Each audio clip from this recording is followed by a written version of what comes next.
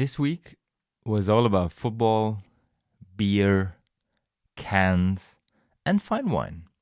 And we will talk about that in a second. But this week and this month is also the time for two other topics.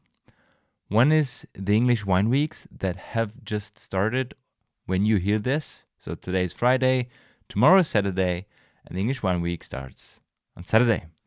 And this was also the reason why I started several weeks ago with interviews with a view on especially the young people in the English wine industry, pushing the wine industry over there and having really interesting and, in my opinion, very good approaches to winemaking. And the second thing is June, the Mental Health Month. Quite tough to pronounce for me as a German. It's a tough topic, and I posted some videos over the last weeks because it's really a thing that is on my mind that I struggle with sometimes because I have friends, I have family members. They all have their issues. We all suck in some things. We all suck. And we used to be trained as human beings from our parents, from our friends, from our environment that men always have to be the strong ones. We have to defend the family and everything else. And this is totally fine. The problem is if we keep that in mind and we get stuck on that, when we start struggling, we also struggle in sharing our feelings. And this is toxic, especially for men. And when I was younger, I was laughed at when I started crying as a child because, I'm a child. And I'm still crying today. Every now and then. It's totally fine because I just want to express my feelings. But as a boy or as a man, when you grow up, people say, oh, he's soft. Or in Germany, especially, we tend to say it's gay when you are a soft guy and you show your feelings, you show your emotions. And this is totally stupid. And what I wanted to say is show your emotions, guys. And if you don't want to share it publicly, this is totally fine because this is one of the toughest things, I guess, in life. But reach out to a friend. And even this, just taking the step to talk to a friend and say, I need you, needs a lot of power. And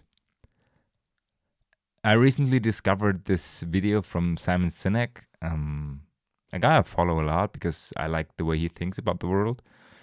And he said he struggled with a really good friend who had these problems to reach out and to talk to. And it was a woman, but doesn't matter. She said, but I reached out. And he just reviewed his messages and there was like, won't you come over? Let's have a chat. Can I call you? And he said, where? It's just like talking to each other in a normal way. And then he pulled out a study that showed that when you struggle as a human being, you only need 8 minutes of dedicated time of a friend, another human being listening to you, holding your hand. No suggestions, no tips, nothing at all. Just shut the fuck up and listen. And when you do that for a friend, those 8 minutes can literally save lives. And if you struggle in saying to a friend, I need you, I need your help, maybe you just use the phrase that Simon used, can I have 8 minutes of your time? And whatever you are occupied with and what your deal is, there is always 8 minutes to talk to a friend. And right now, let's talk about daily business in the wine industry, in the beer industry, but always keep in mind there might be somebody in your environment that needs more than just the current topics of the wine industry.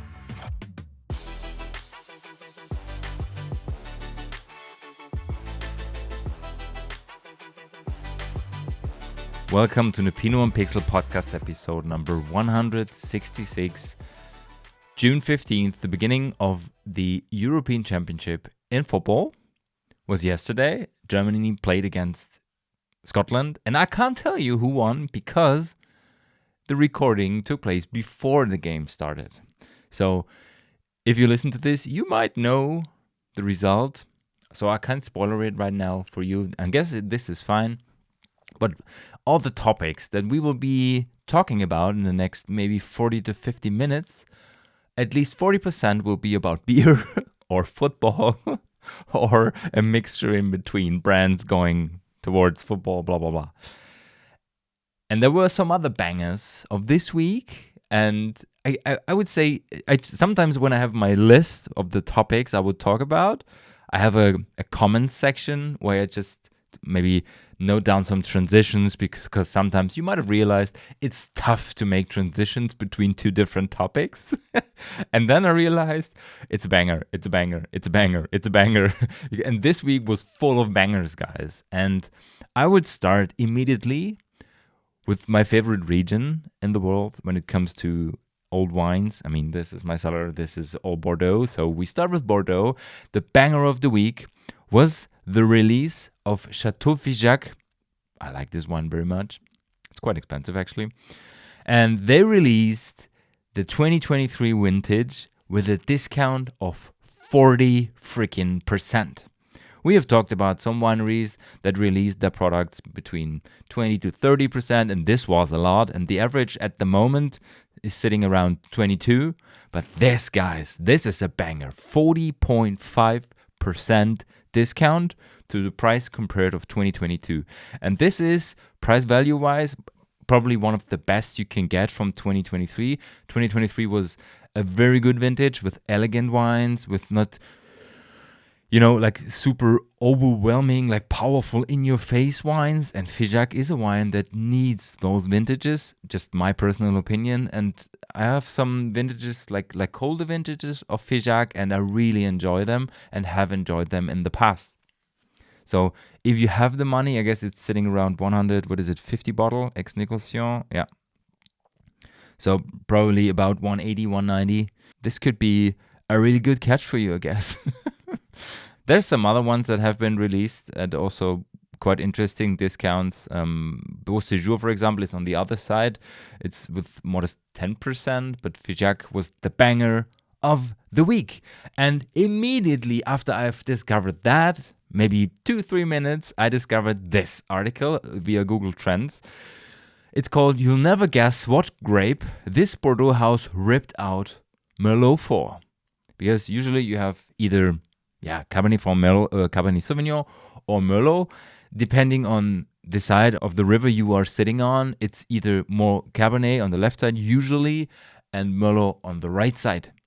And there are several reasons for that. We won't discuss that at the moment. I highly recommend the Bordeaux episode I recorded. Look through the episode list and search for Bordeaux en primeur. I guess it was 149. And I talk about stuff like that, but there's some other in the past as well. Today, we will talk about this specific Domaine du Malais Roquefort.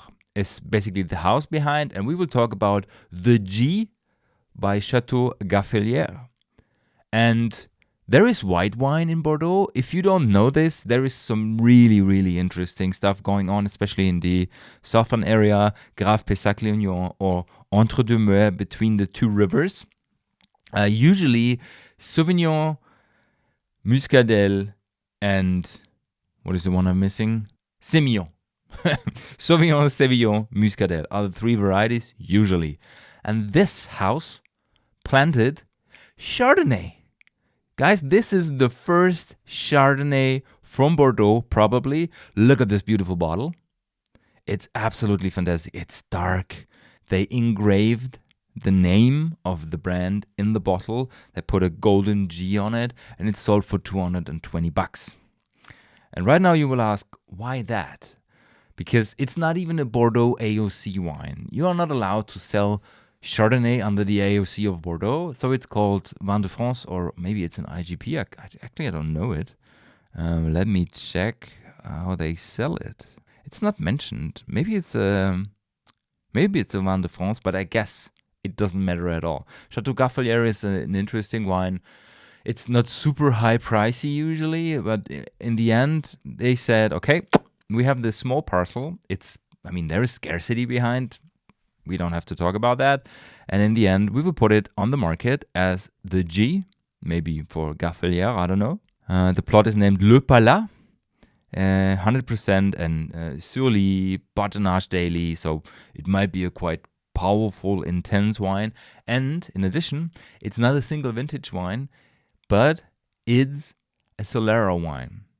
Solera means it's a blend of different vintages. They take something out, they put the next vintage in, and the idea behind is quite simple and also quite interesting. And this is what Tommy told me in his interview, and who was the other one? I guess I talked about it with Sarah as well. Solera is a quite interesting system because when you always put it from the same area, what you don't have, of course, is the differentiation, the differences between the vintages.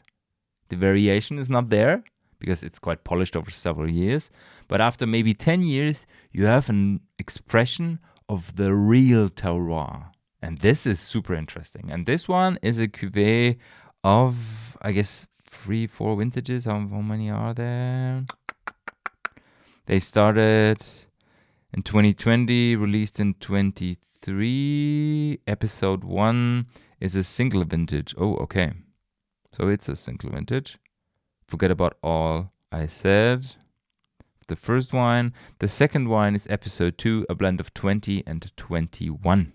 And will be produced in 24. So I have to correct myself right at the moment, right now. The 2020 is a single vintage one, and the next one, the episode 2, is a blend of 20 and 21, and they will go on with that because they like the idea of a Solera wine. And it's very rare to have Chardonnay in Bordeaux, and I don't even know if I would plant Chardonnay over there, but they said the parcel wasn't suitable for Merlot. So we put Chardonnay, and let's see what we will get. Interesting. I don't know if I will ever get the chance to try that. I will let you know if I will be able to. And I put the link in the show notes. Read about it. It's from the Men's Journal, by the way. Quite interesting. Another banger of this week. There was 2 bottles of Clos de Terre Grand Cru 1945 sold at Christie's. And this is not a banger, actually. It's quite a rare bottle, especially vintage in 1945. And Clos de Terre is, one of the wines, iconic wines. The thing is, usually you have this estimation of the price for an auction to end it.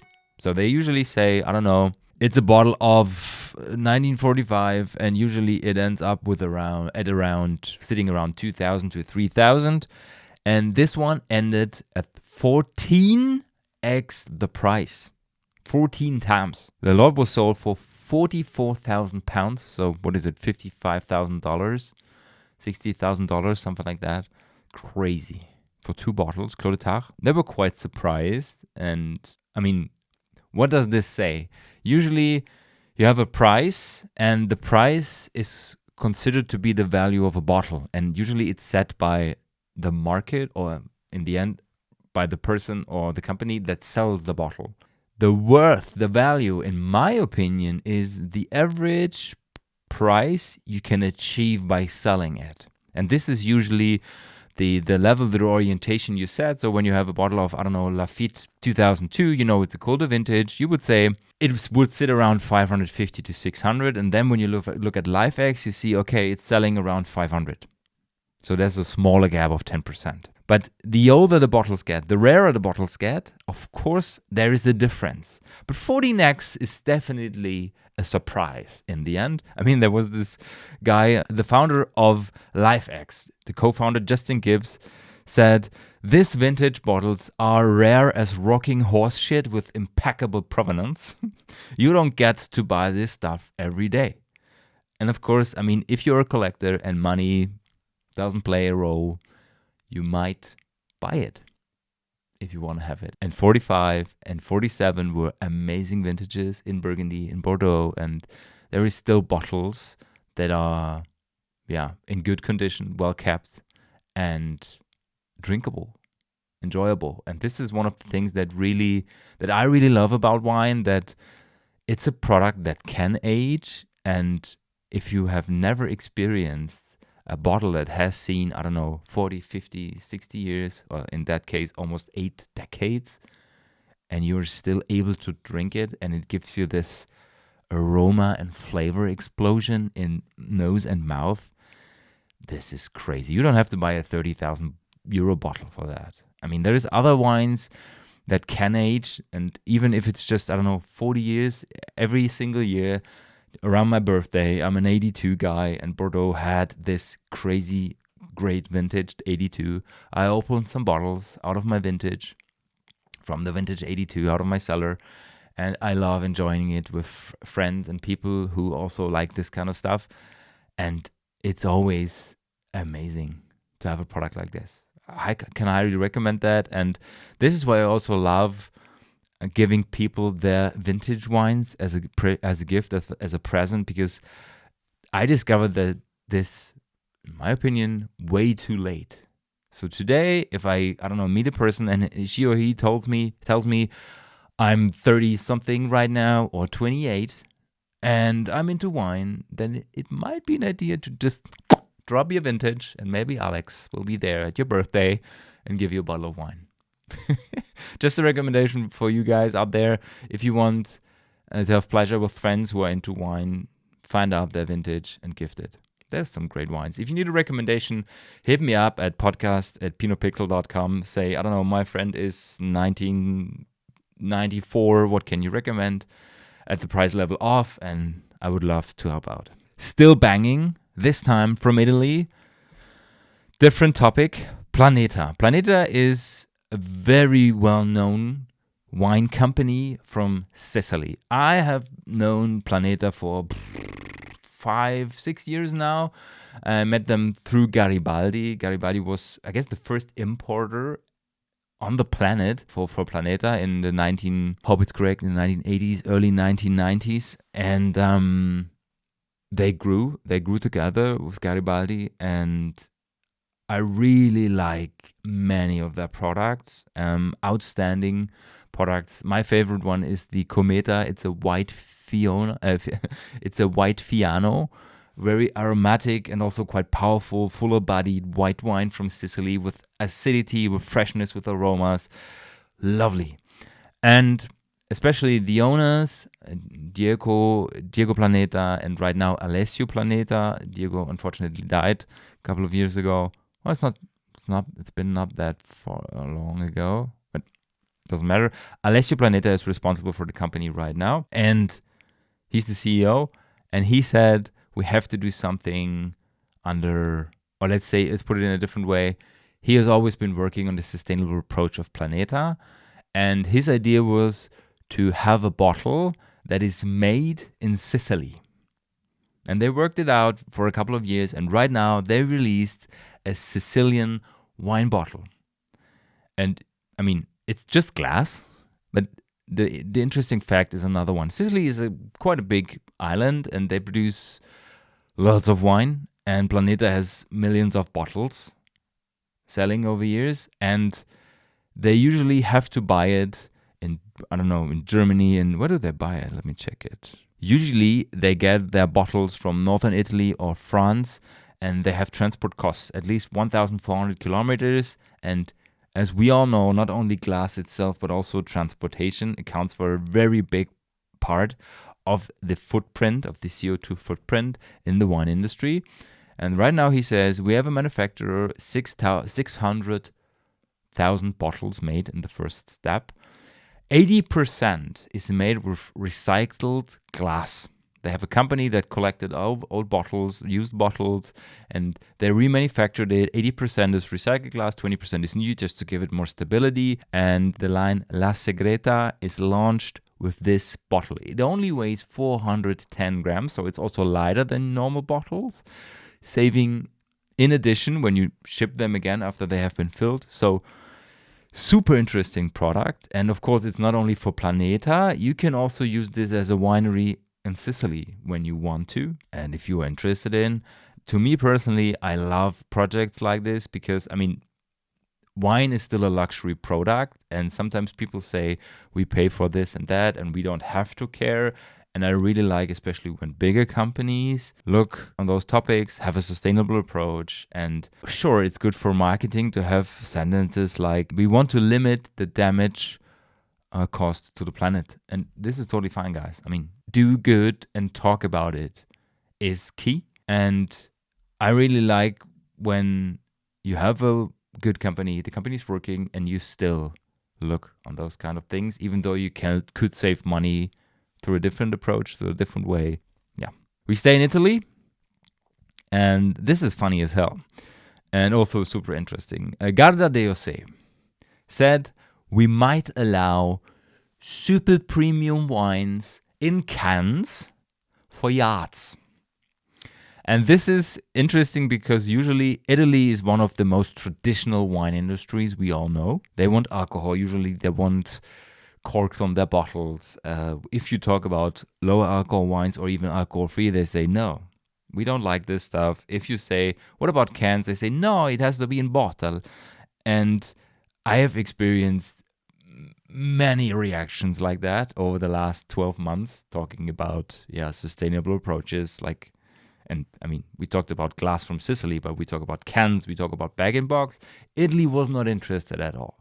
And right now, there might be a niche, probably growing over the next years, because Garda d'Ossé is thinking about introducing cans for their premium wines. Why that? I mean, we don't have to talk about the idea behind the can. It's smaller sized, it's recyclable, and in a better way than glass is today. You can put it in bags. I don't know, if it falls down, usually it doesn't break. It holds pressure as well. And there's so many advantages using cans. The problem is usually people, especially in the traditional countries, they don't allocate wine in cans with high quality. And basically it's a stupid thing because it also works with craft beer where a can could be up to, 10 to 15 quid. But it's wine, and wine is very romanticized, and we cuddle it and we hug it, and sometimes we think that this doesn't work. But right now, when yacht owners say, we need it and we want it because, I mean, we're hanging around on our yachts. Where is this quote? I wanted to read it out. Imagine people who are wealthy and have wonderful boats and prefer not to have glass bottles on board because they could break. This was the quote by Signore Fiorini, who is responsible for the Garda d'Ossé, so the president. And I don't know what really has triggered him to think about the idea. I like the idea very, very much. It's interesting that they start their conversation with talking about people owning expensive yachts instead of saying, there's a whole freaking generation that is interested in a more sustainable approach, maybe smaller sizes, less alcohol, smaller quantities, drinking less but better. I don't know. And they do. I mean, the second part of the article is talking about Gen Z and millennials and the growing interest in wine in cans. But on the opposite, on the other side, there is campaigns where they say Prosecco is always in bottle. It's never in cans, it's never in kegs, and the whole world has to know about it. And this is why we spent 200 million for a marketing campaign in the London Underground. This is the contradiction in between, and I don't want to bash Italy. It's a general thing about the wine industry. We are romanticizing so much stuff. In the end, guys, there is two different types of wine. It's I like it and I dislike it. And taste is so subjective that we should have a look on what we like personally as wine growers, as winemakers, and combine it with the things that people like.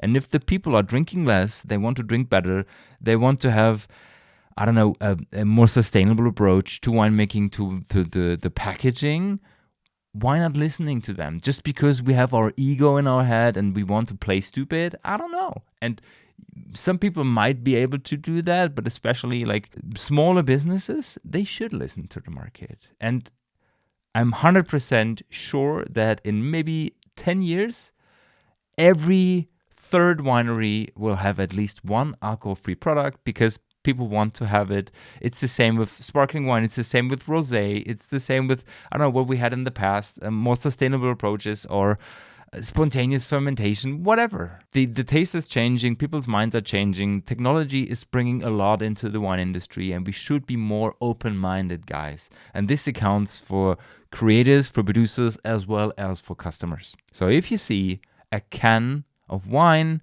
with your favorite brand, it might be the same product, but just look differently. Try it out, guys. So right now we come from Italy, from those two interesting topics, to Australia. And this, guys, this is a real banger, okay? We talked about the tariffs, I guess, 20 times over the last 2 years of this podcast. China had put tariffs on Australian wines, and Australia dropped significantly in exports to China. And right now they're back. The tariffs were released at the 29th of March, if I remember it correctly. Yes, 29th of March, they were dropped. And just over the first 4 weeks, the first month, Australia just came back out of nowhere and sold almost $60 million of wine to China. This is super crazy, guys. And I will show you why. We go back before COVID times. There were no tariffs, there was no COVID, just everything was going, let's say, regularly.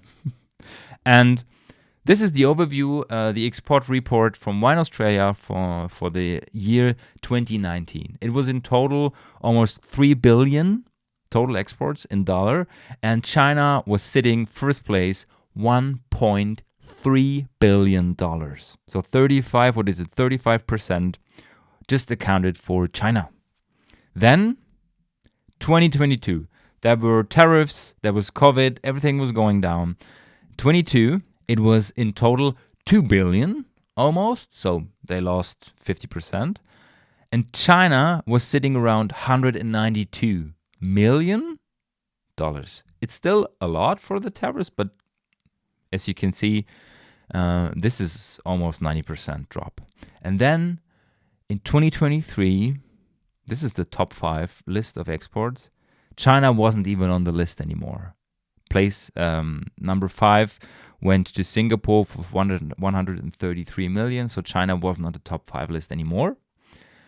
And then, I mean, everything changed. Yeah, also the Chinese market switched to other countries. They imported more, especially from South America, from South Africa.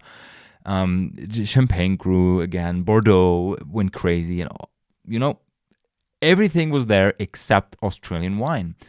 And Australia suffered a lot because, I mean, they realized maybe it was a bad idea to just focus on one big country, and if you get in trouble, this is what will happen. But in the end, they thought it might come back and we can get back to the new normal. Let's put it like this. And they did. Isn't that crazy? In just 1 month, they made half of 2023 in exports to Australia. This is the news at Reuters, where they talk about the release, 86 million Australian dollars, so in total about 60 million American dollars, just in the first month. And if this would continue, they will end up sitting around 700,000 this year. 700 million this year. This is interesting. I would have never expected that. I mean, I still can't even figure out how, because, I mean, the network broke down. They had 1,200 exporters to China before the tariffs hit and COVID came. And afterwards it was 130 or so. And, I mean, what the hell happened? I didn't find the time to figure that out because the news just came out on Wednesday, and unfortunately I was too busy to dive deeper. I will definitely do that because it's definitely interesting, and it wasn't as expected. I didn't expect that at all, but I will definitely talk about that later on, maybe in the next episode or afterwards. Going back from Australia to Germany, the Germans drink less. And I mean, we know that. We've talked about that a couple of months ago. It's obviously happening in parallel to the trend that we see in the world on the world wine market. The interesting thing is that it's not only per person going down, it's not only numbers, the amounts of bottles sold going down, and Germany is a country where there is still a higher proportion of international wines compared to German wines. We are sitting around 45% German, 55% international. What we saw is a huge decrease in wines from the New World, so people focus more on Old World wines, so traditional wine regions, Spain, Italy, France. Spain whites were losing. Italy's rosé was freaking growing, so they gained, how many percent were there? 12 for Italian red and 42% sales share plus for Italian rosé. Isn't that crazy, guys? And I mean, sometimes people say, oh, is rosé still a trend? Can we talk about rosé? I mean, rosé is one wine category and people are more interested in lighter wines.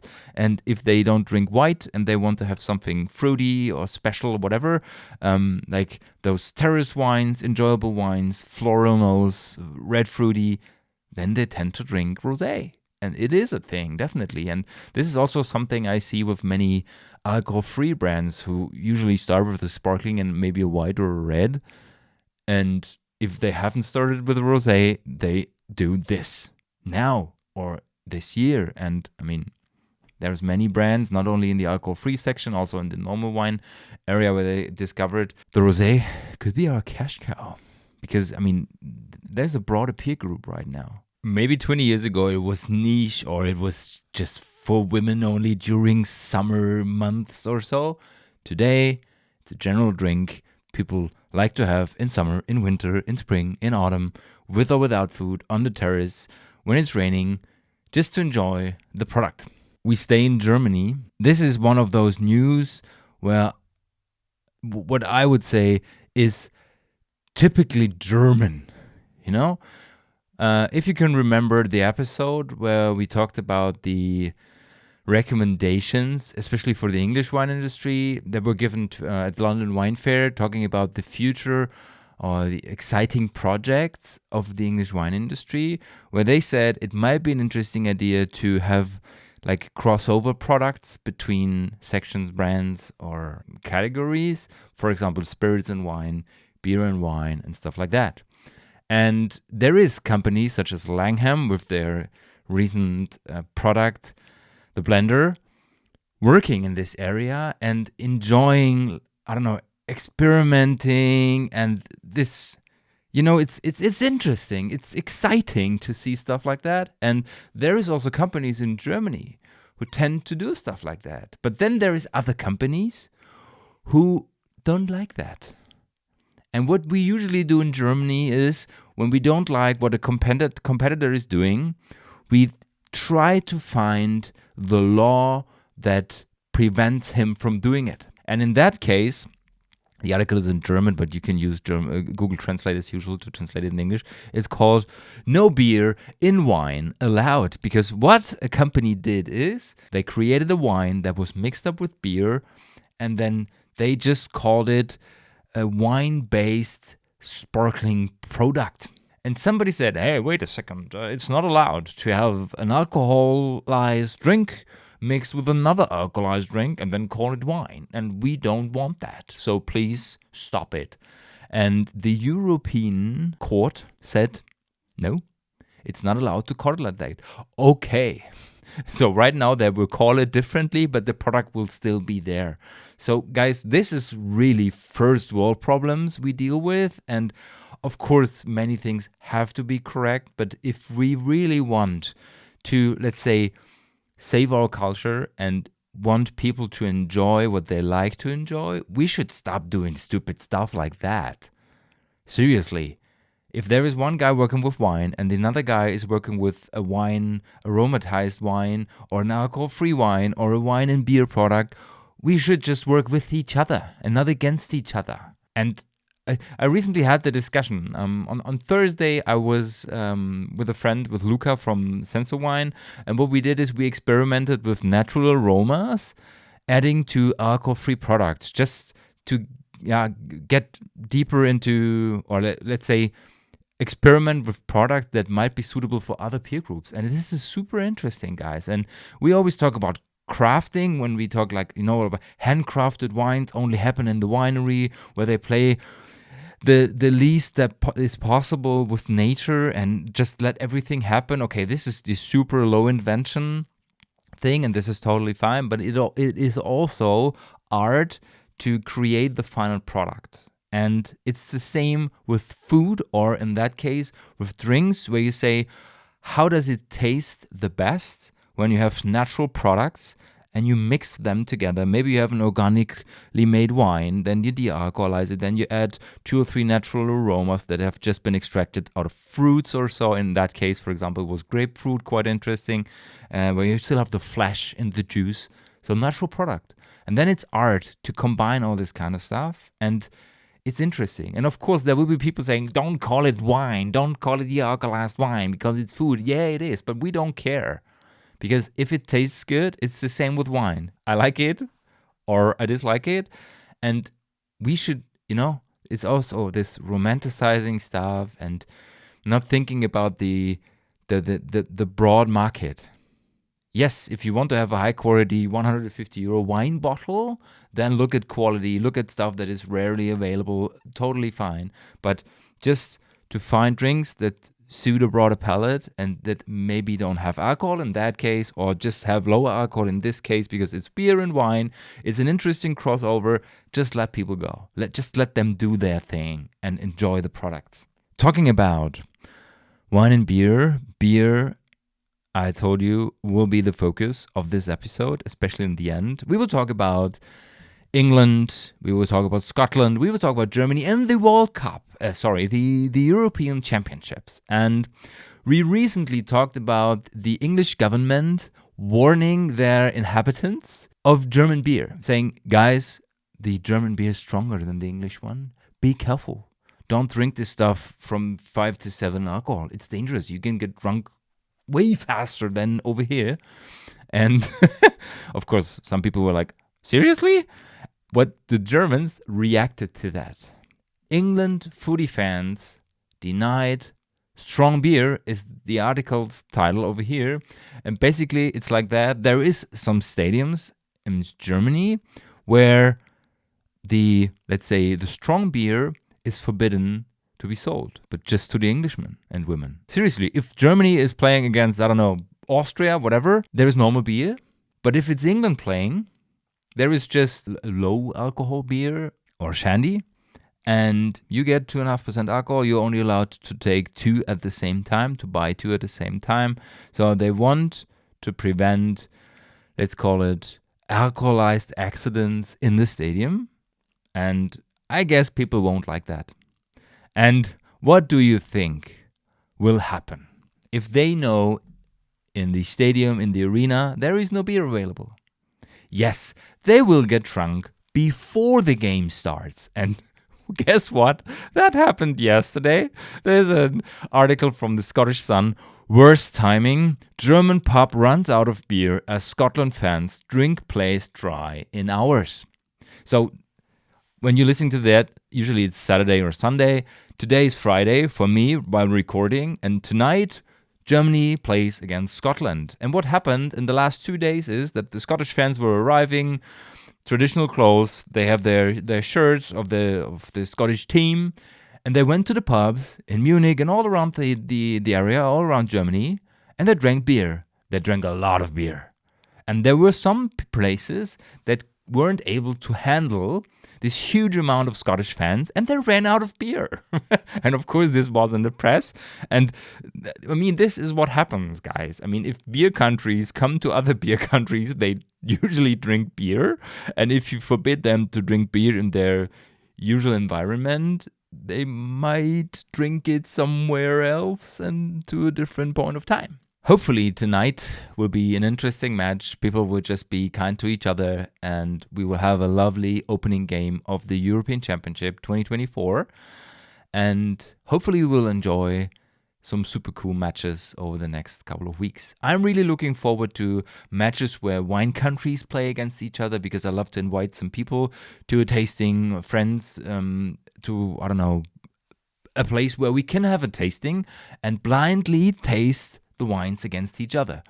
And the game I'm looking the most forward to is England versus Slovenia, because both countries are very famous for high quality sparkling wines.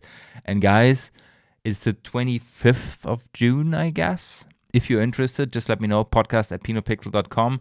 I happily invite you to my place. We will have a blind tasting, England versus Slovenia, still in sparkling. And then we watch the match and we see who's the winner in the blinder. And afterwards, who will be the winner of the match. We will keep talking about the UK and beer. There is a pub chain called Wetherspoons, and it's quite famous in England. Maybe people don't know it over here. I had to Google a bit about the history and stuff. And generally, I mean, the pub culture is a huge thing in England, and it's present everywhere. You have so many stories when people talk about pubs. They have their after work beer from 5 to 8. They have, I don't know, football games. They have a huge gaming area. They have pub quiz. They even have wine entering the pub areas. So much going on over there. And Wetherspoons is, I would say, quite a famous name when it comes to pub culture in England. And there was kind of a questionnaire, like a survey. A person started on X, formerly Twitter, where they said, what do you think about Wetherspoons? And people just went crazy, just putting out messages, what they really think about Wetherspoons, and they didn't hold back. They were just like, some people like it, some people really hate it, and it was so much fun to read that. Just to give you some quote. Inexpensive emergency food set to the backdrop of a dull Earthbound and version of the cantina from Star Wars. Freakish-looking locals, sawdust, and maybe a severed limb on the floor, often a slightly off smell. Some called it brutal or hilarious. Seriously, it was like a toilet-themed escape room was the most liked post. It's so funny. A homeless hostel with a bar.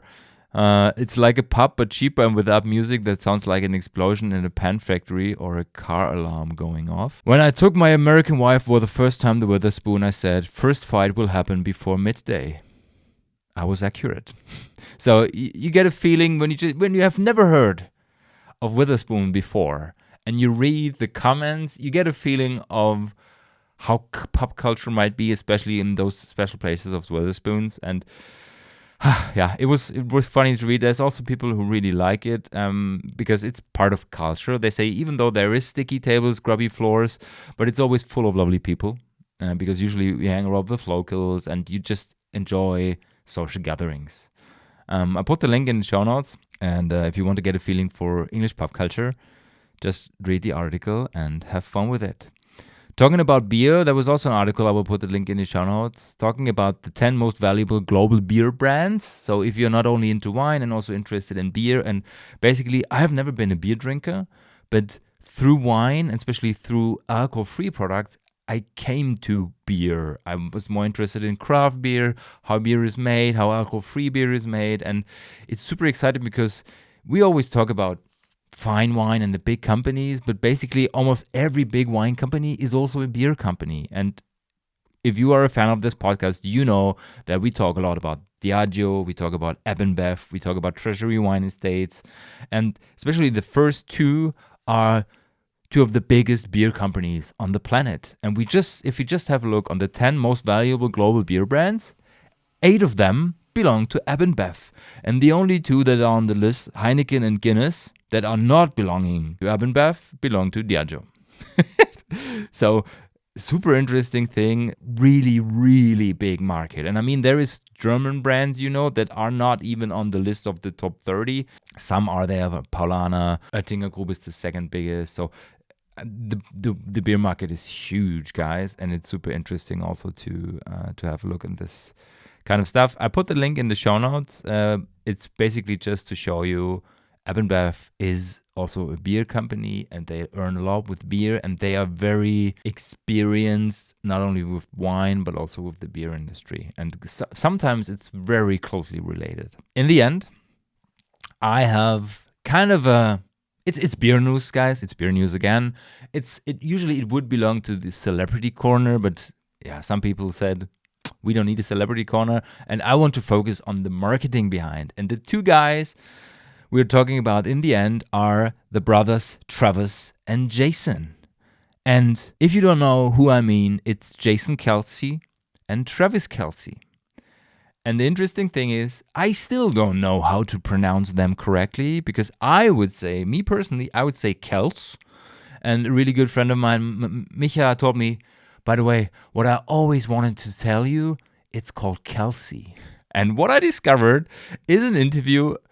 Michael, that would be very much fun for you to listen. I put the link in the show notes. Jason Kelce is America's man. It's a short clip from the Whiskey Ginger podcast, and he introduced his guy, his colleague, his friend, Jason Kelce, to the audience, and he asked how to pronounce it. So he's American, he knows this guy, and he doesn't know it as well.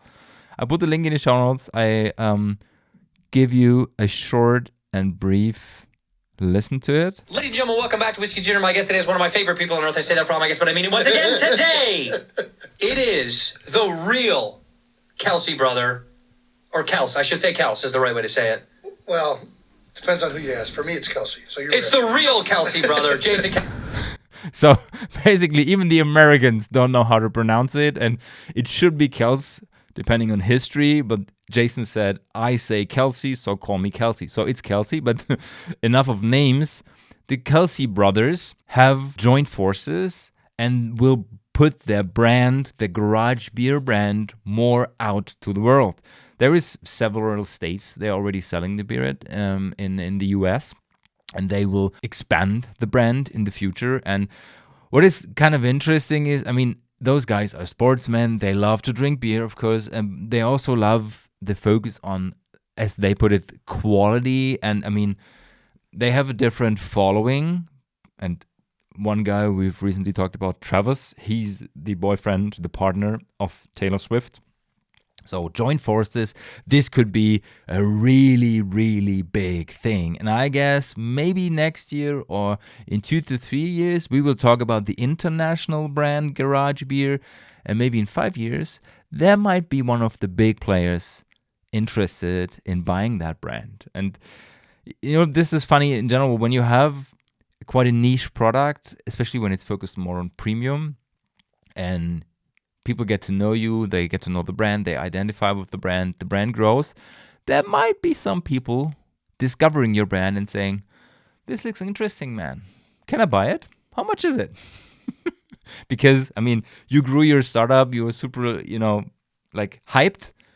But in the end, for some other people who are very well experienced in the market, let's say In Bev in beer, and then they discover this brand and it's worth, I don't know, 2 million, 3 million, whatever, it's still peanuts for them to buy it, but they can push it way further just with the community behind. I put the link in the show notes. Just to wrap it up, guys, this was a crazy week, a beer-focused week. I wish you a great weekend. Have fun with the European Championship, with the games. Be kind to each other. It's just sports, and I know just sports could mean, no, it's sports, guys. Yes, please enjoy the game. Fingers crossed for your favorite team. But in the end, be kind to each other. Have fun. See you next week on Wednesday. Let's see what the topic is. See you there. Ciao, ciao.